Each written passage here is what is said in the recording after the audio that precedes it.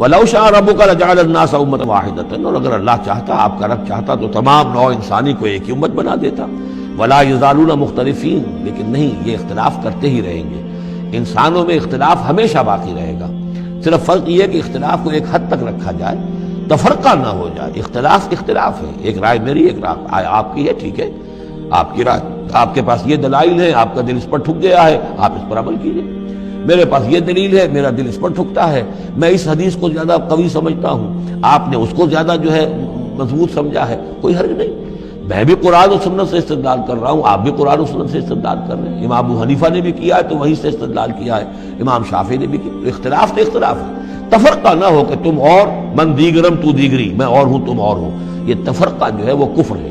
لیکن اختلاف لا یزالون مختلفین، وہ تو یہ ہے کہ گلہائے رنگا رنگ سے ہے رونق چمن، اے ذوق جہاں کو ہے زیب اختلاف سے۔ اختلاف جو ہے، مونوٹنی اگر دنیا میں ہو تو طبیعت انسان کی اکتا جائے، یہاں تو یہ کہ رنگا رنگی ہو، تنوع ہو، تو اس سے ہی انسان جو یہاں کی جو زیبائش ہے اور رونقیں ہیں۔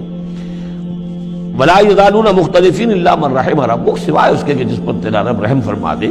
ولذالک خلقہم، اللہ نے بنایا ہی اسی حساب سے ہے ان کو۔